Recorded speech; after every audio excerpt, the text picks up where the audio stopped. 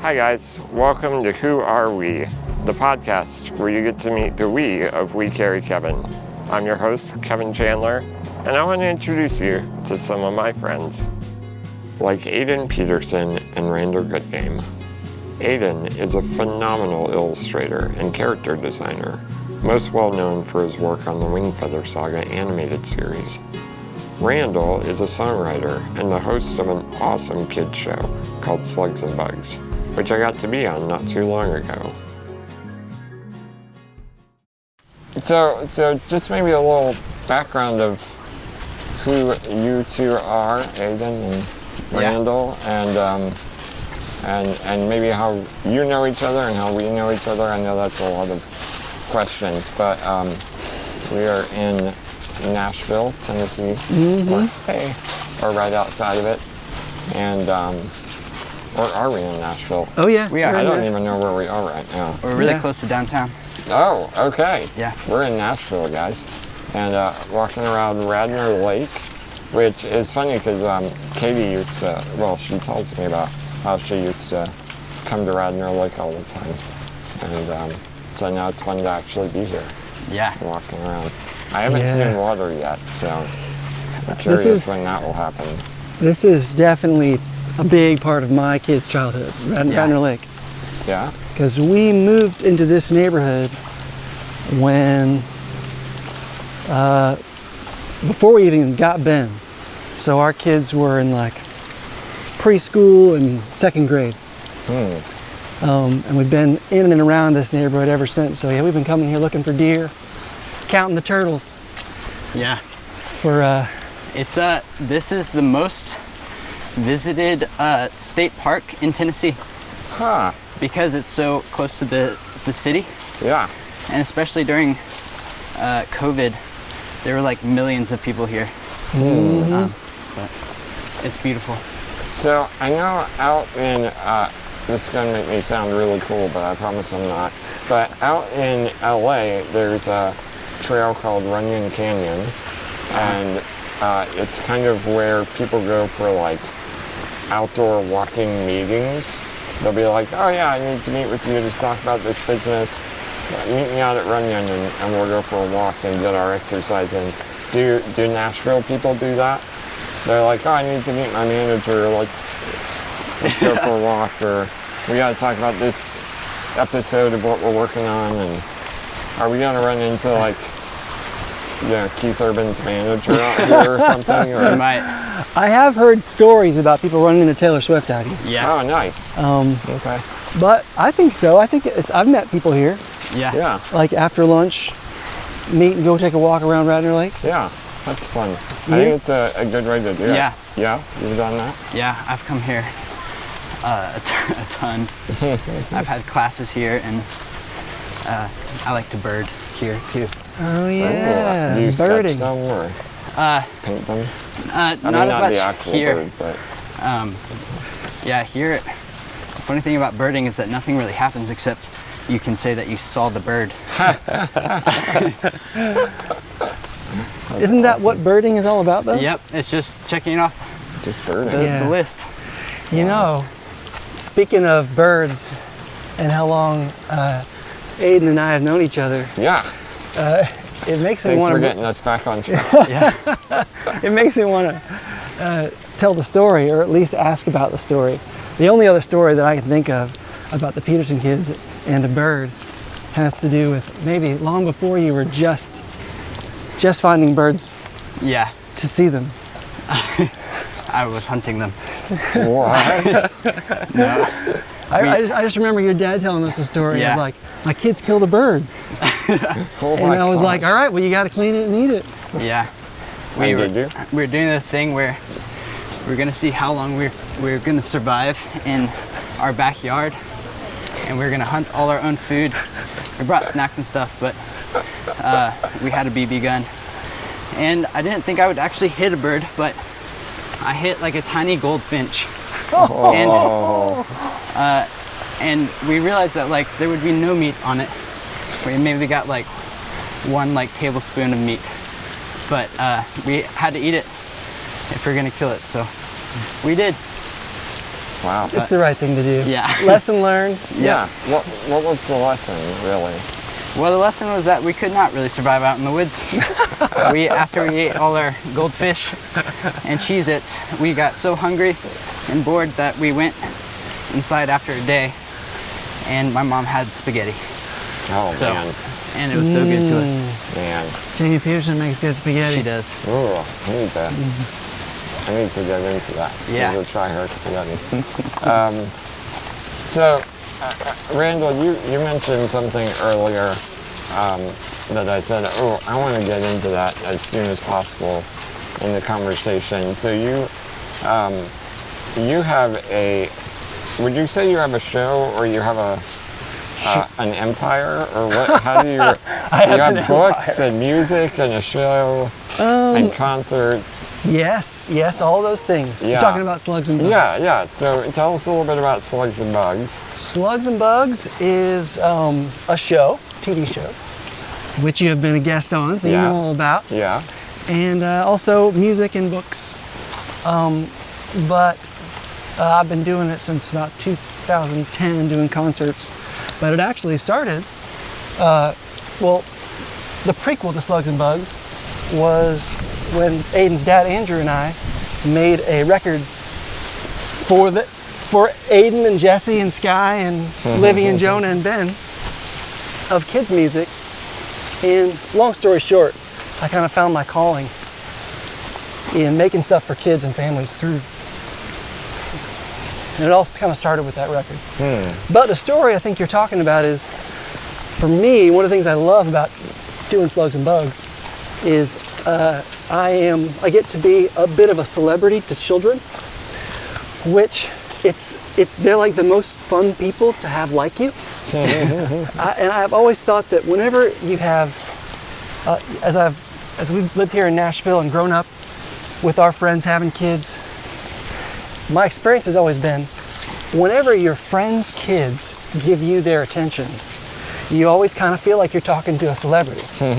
Because it makes you feel so good that this kid, who could totally just turn around and walk away from you, without apology, talks to you and like gives you their attention. And I was just mentioning how that was always my experience with the Peterson kids. Like, whenever we'd hang out. Ignored you. And... Yeah, no, that's right. They always just walked away. I'm like, whatever, dude. No, they were always just genuinely, it seemed, glad to see Amy and I, and gentle. I can confirm that this is true. Yay, good. So, what is so fun about this moment right now, being out here with you and Aedan, is that it's one of the first times in my life that I am sort of thinking deeply about and spending time with somebody who was once not just a kid, but was once a kid. The relationship was as a kid, and now is a peer. Yep. Like, I've hired Aedan to do work. He's a married man. Newly married. Yeah. Congrats. So thank you. It's really, you reached out to us to have this conversation about friendship. And I was thinking, man, what a unique and fun kind of friendship. It is. Yeah. To think about. Yeah, definitely. I find that it's weird because first of all, it's hard to not address you by like Mr. Goodgame or Mr. Randall, and I find that a lot with like people I grew up around, but like it's hard to snap out of that. But also, it's so fun for me because as a kid, I always, at like Christmas and Thanksgiving, there's a lot of times there's the kid table, and I always wanted to be at the grown-up table and like listen to like what the grown-ups were talking about. And I have tended to enjoy talking to people who are older than me. Kind of always been an old soul. Yeah, so it's just like weird and fun to be at this place. To be at the grown-ups table. Yeah, right. Yeah. So what is that, and you kind of alluded to this, of like catching yourself of Mr. Goodgame or Mr. Randall Witt. What is the transition? I know it hasn't been conscious, but what does the transition look like for the two of you specifically? First, we should establish right now, it's just Randall. It's just Okay, Randall. just Randall. I remember that feeling. Yeah. I remember being 23, 25, and 26, Yeah. coming home, and friends of my parents saying, "Oh, just call me Ed." Yeah. You know? And you're like, "Oh, can I do that?" Yeah. But you should totally do that. You Are know? you gonna send me to my room if I do that? Right. But yeah, what is, I mean, because like you said, you guys have worked together on Yeah. projects and you're peers now, but you know, I mean, yeah, what does that transition look like? How did you decide? I mean, I know Aedan is super talented and amazing, so I'm sure it was like just Aiden's the one to do this project, but what were some thoughts kind of behind that? And Well, I can say, from my perspective, watching Aedan grow up, there's always, I'm even kidding around, it's not really kidding, he's always kind of been an old soul. And so there's an element of, I remember when you were 15 and 16, feeling like already wanting to talk to Aedan as you know, just a young peer. And so what's really fun is getting to watch him grow and like from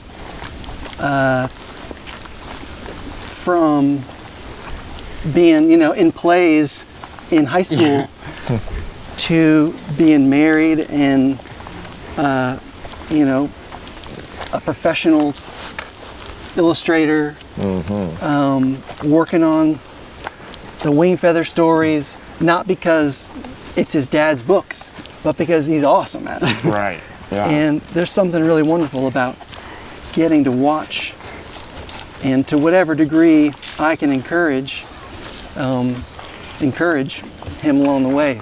With, you know, the Peterson kids and the Goodgame kids were always the first choirs for Slugs and Bugs.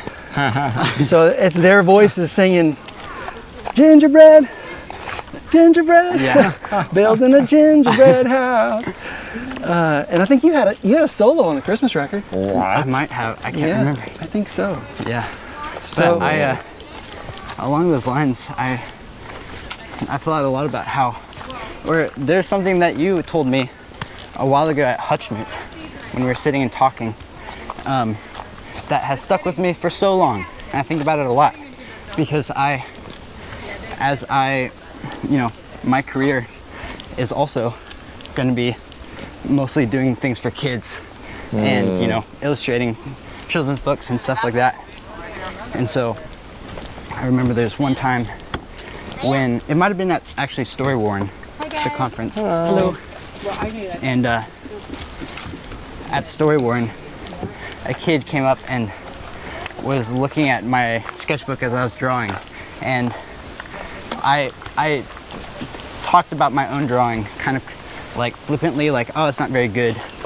But you saw how the kid was like admiring the drawing. And you're like, in such a kind way, you said, you know, like the kid is looking up to your drawing, and then when you say, oh, it's not very good, they'll compare it to their own art, which they see a big disparity in, and will think that their own art is not very good.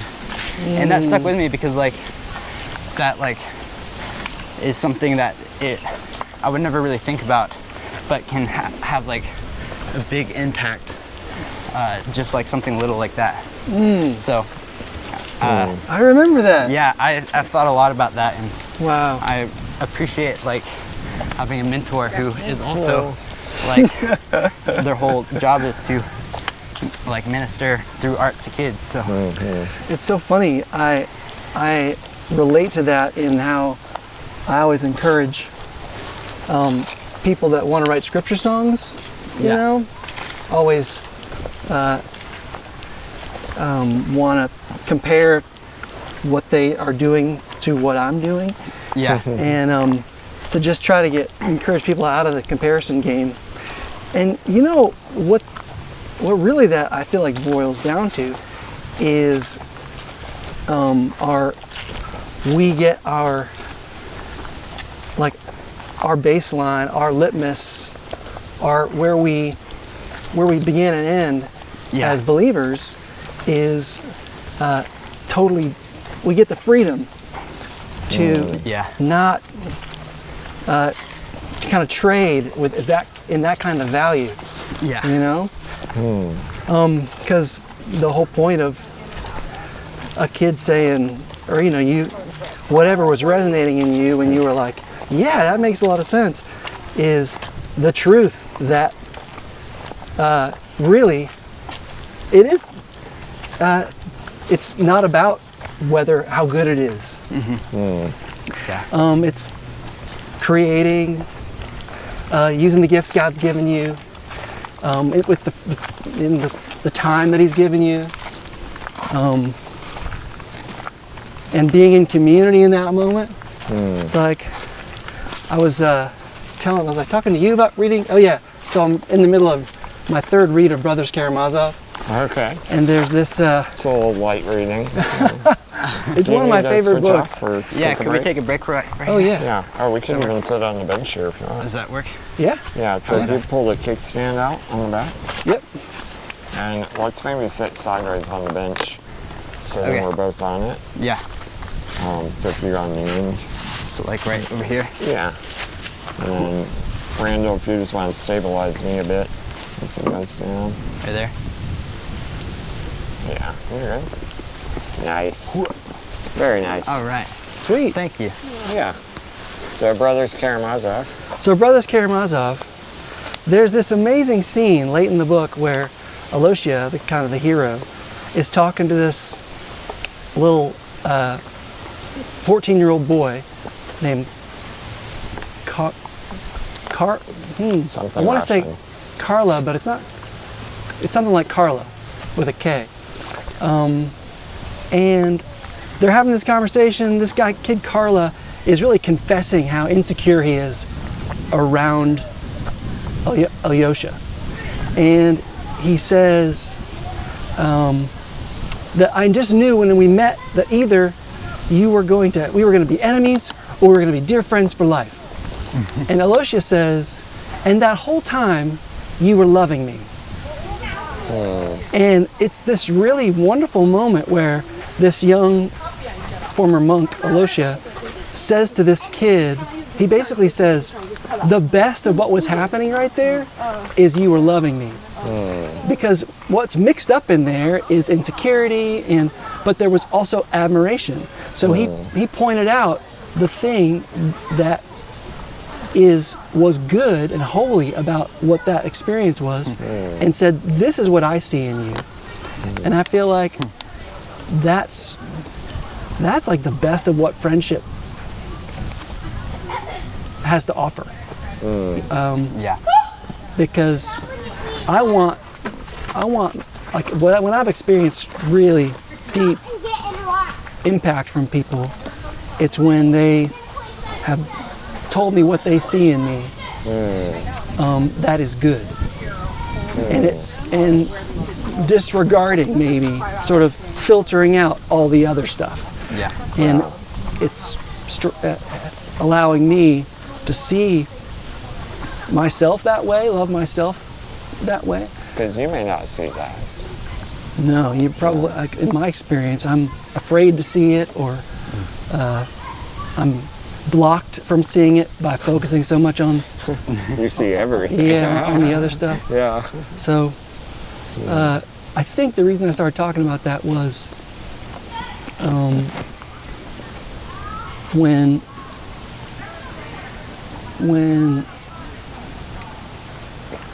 with creativity, with helping people see, like if a kid draws something or somebody plays something for you,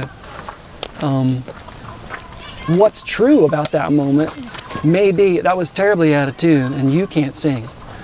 But what's more true is here's a person made in God's image creating something, putting their effort into it, and there's something happening there that is holy and wonderful. And so I think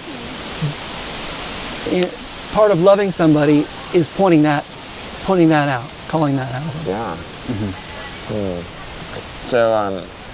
So you both get the opportunity to do that with children, which well, let me back up. You both get that opportunity to do that with adults as well, because you both are participating in a lot of different venues of art and storytelling that are groups, right? It's a lot of collaboration. You have the show, you have songwriting with other people, and you're doing artwork for books and film, and you're also I know you do some music on the side as well, and so you guys get to interact with adults and do that, you know, and have that that opportunity to speak into one another's lives and pull out that goodness and that truth, and then have it reciprocated and done for you. But then, you know, we've been talking about kids as well, and you both get to do that with children, which I feel like is probably a bit more, I don't know if the word is raw, but it's a bit, I feel like it would be more dynamic with children in some ways. And I'm just wondering if you have any experiences, maybe not specific, but just what has been your experience with, as far as encouraging children and seeing those things in them and bringing focus to those, or have they done it to you, you know? That was a lot of questions. But do you want to swap off, or do you want to? I can keep going. Keep going. Yeah. All right. Thank you. If you're ready to go, you Yeah. don't have to. Okay. I'm ready. So Randall, if you just lift up a bit on the back to give him a bit of weight off. Ready? All right, 1 second. Nope, we're counting. Too late. Oh, I feel like I did the wrong. I'm just gonna do this. All right. Ready? All right. 1, 2, 3. All right. We're going. You good? Yeah, I'm good. Aedan, do you have any thoughts right away about that? Well, the first thing I thought is that I really enjoy, you know, as an illustrator, I don't often actually get to see the reactions to anything that I do. It's because it's like the book is shipped off, and you know, people get it at their house or buy it, but I don't actually get to be firsthand. But when I have gotten to be like firsthand to kids looking at my art, it has been very encouraging to me. I've always been most encouraged by kids, I think, because the reactions are not filtered at all. Yes, it's the best. Like you can always tell if a kid is disappointed or like enjoys the art or something.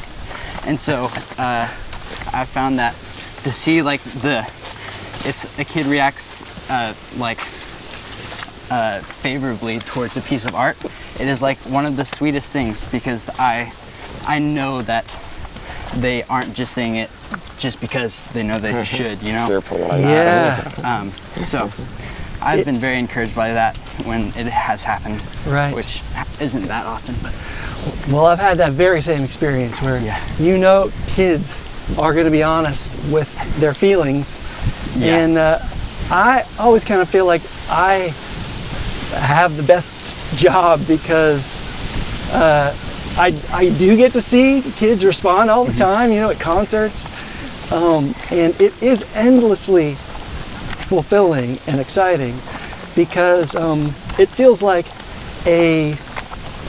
there's something pure and sort of sweetly wonderful and innocent about their admiration. It doesn't feel like it's really about me.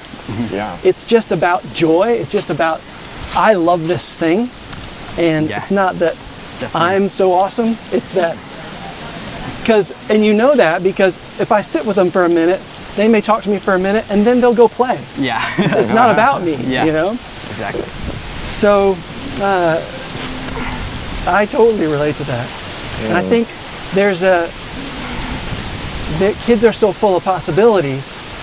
One of the great gifts of children, you know, is their imagination, their ability to just go and make up stories and songs and without fear or inhibition. Yeah.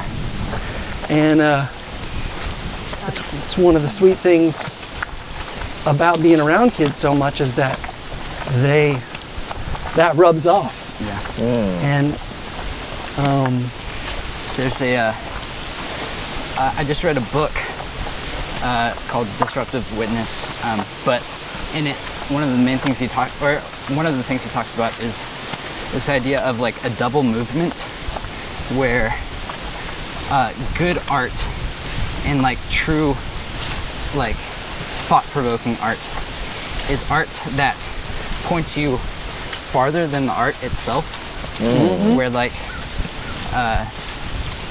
part of, at least what I try to think about a lot and what I'm making is the end goal is not the art necessarily. Like there's something good in the art and like inherently, you know, because we are made to create, but everything in creation ends up pointing to God. Like if you are, or like making art to point outwards, and so trying to think through making art that, you know, makes people in general, but pay attention to creation and look farther than the art and like actually make something. Because I found like the most beautiful art, in my opinion, is the art that I have seen that then immediately makes me want to make something. Or go outside, or, you know, pay attention to beauty more. So definitely as far as kids, like if what I make can in some way inspire somebody to go in turn make, and like it's like a trickle down effect kind of, where like I've received, you know, grace from God and want to pass that on. Like Steve Guthrie talks about that. I think that's it's love happening, and so you feel loved by the artwork of the person that has made it with love, and out of that abundance you then go and create. And it's kind of funny because it reminds me just so much of friendship. It makes me think of a passage, or one of the early chapters of Bonhoeffer's Life Together book. When because and he talks about the kind of friendship where it's just about the friendship is useless. And the friendship that is pointing both people to Christ, and so that they're sort of both on this other journey, but they're just on it together, is the valuable friendship. And you're moving one another forward. Right, and that happens because as they're together, they're loving one another. They're not trying to get something from the friendship. Right. They are loving the person they're with, and out of that, they move forward in their journey. And that's like our art happens the same way. Definitely. So this is really interesting because so Katie's my wife's background is in hello. Hi. So Katie's background is in attachment and you know, loving kids like where they are, and if they've gone through trauma, how to help them work through that. And a big part of that is what she calls looking beyond the behavior, and you, with the words that you choose to use and the actions that you choose to take with them, you are drawing out their preciousness, and you're drawing out the good things that God has placed in them, and kind of bringing those to the forefront, and inspiring those to take the lead in their little lives and minds and bodies as they move forward. And so what I'm hearing you guys say is that your hope is that, and your aim is that your art and your storytelling through music and illustration and video and everything, books and all of it, your aim is for the artwork to do that, because you as an individual cannot do that one-on-one at eye level with your entire audience, but you can create art that will that as they look at it, as it will inspire them and draw those good things out. Is that a fair assessment? Yeah, I think so. yeah, that mysterious quality that art has when infused with the spirit of like love and selflessness and creativity that's pointing outside yourself. That's, when we're working with writers on the Slugs and Bugs show, when you're, I'm sure, animating for your dad's TV show. Yeah. You're pouring in your skill, but the ambition for being excellent isn't so that you can just have made something excellent so everyone can pat you on the back. Yeah. It's that you want to make something beautiful because, like you said, it's pointing to something more than the craft. Yeah. Is this a kumquat? I think it might be a persimmon.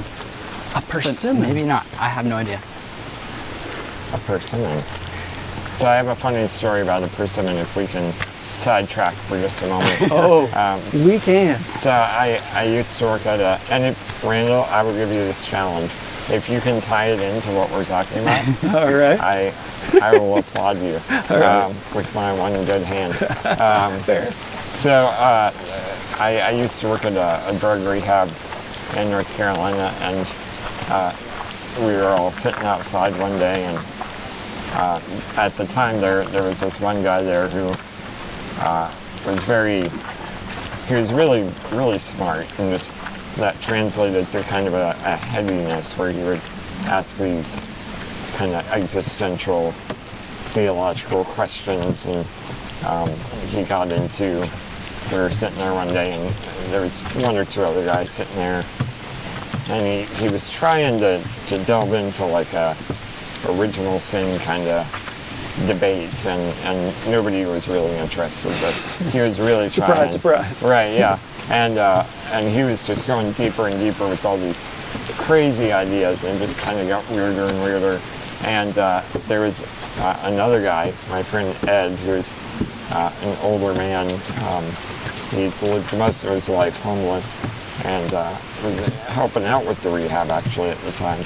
And he was sitting kind of off to the side in a way that you almost forget that he's there. And so this guy is going on and on, and there was kind of a lull in the conversation one moment, and Ed gets up and kind of stretches and starts to walk off. But to exit, he has to cut through the middle of the circle where the conversation is going on.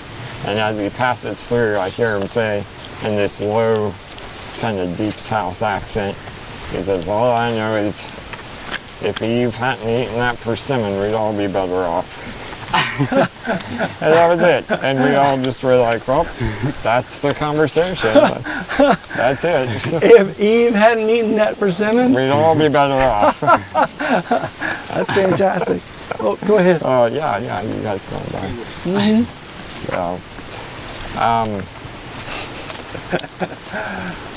So, yeah, so, man. Okay, let's see if I can tie that in. You find a way. All right. So, if that guy was on his way out the door, I would say he loved the room, maybe, by giving truth. I don't know. okay, never mind. I give up. I can't do it. Oh man. But great story. Thank you. How many times do you have a sentence, have a moment where you say, "Oh, I got a great story about a persimmon"? Right. Yeah. That I doesn't feel happen like nearly enough. he loved me in that moment by giving me that Yes. story. You know. Yeah. Yeah. That's good. great. Um, There is something loving about seeing a room that is being dominated in an awkward way, in an unloving way, by having the skill and lack of sort of self-possession to break the ice, Yeah. move everybody past it. So maybe that's what was happening in that moment. So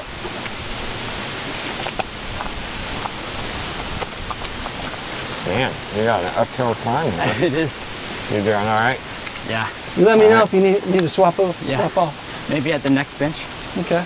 Okay. We can even do it without a bench if you want. Okay. So Yeah. you're like immediately.